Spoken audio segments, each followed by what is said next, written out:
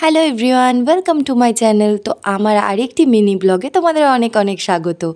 আমরা ঝাড়গ্রাম যাওয়ার সময় বাসে কিন্তু খুব মজা করতে করতে গিয়েছিলাম।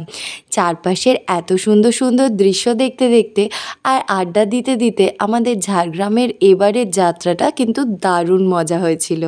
চারপাশটা এত সুন্দর আর তার সাথে সেই আনন্দ, সবাই মিলে এত আড্ডা ইয়ার্কি মেরেছি যেটা কিন্তু ট্রেনে গেলে কখনোই পসিবল হয় না। তো এবছরের ওই জন্য কার্শিয়াং যাওয়ার থেকেও ঝাড়গ্রামে যাওয়ার সময় আমাদের মজাটা কিন্তু বেশিই হয়েছে।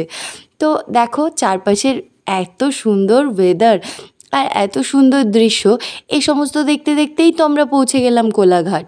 আর কোলাঘাট গিয়ে খাওয়া দাওয়া করে তার সাথে জমিয়ে আড্ডা মেরে তারপর আবার আমরা ঝাড়গ্রামের উদ্দেশ্যে বেরিয়ে গেলাম। আর তারপরে কিছুক্ষণ যাওয়ার পরেই তো পৌঁছে গেলাম আমরা ঝাড়গ্রাম। আর এই হলো ঝাড়গ্রাম রাজবাড়ি, এটাই ছিল আমাদের এবারের ডেস্টিনেশন। তো দেখো যাওয়ার সাথে সাথে এত বেশি বৃষ্টি শুরু হয়ে গিয়েছিল, আমরা আমাদের রুমে পর্যন্ত পৌঁছতে পারছিলাম না। সামনে যে বিল্ডিংটা দেখতে পাচ্ছ ওই বিল্ডিংয়েই আমার রুম ছিল। তো এত বৃষ্টির জন্য তো পৌঁছতে পারছি না। চলো তোমাদেরকে আমি পুরো রাজবাড়ির বাইরের লুকটা একবার দেখিয়ে দিই। চারপাশটা কিন্তু ভীষণ সুন্দর আর চারিদিকটা সবুজে সবুজে ঘেরা।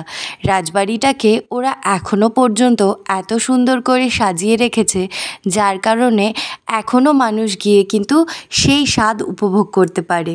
রাজবাড়ির আসল ঐতিহ্য এখনো পর্যন্ত সবাই গিয়ে দেখতে পারে। তো তাই জন্য তাদেরকেও একটু থ্যাংক ইউ জানাতেই হয়। নেক্সট ভিডিওতে তাহলে দেখা হচ্ছে, এখনের মতো টাটা।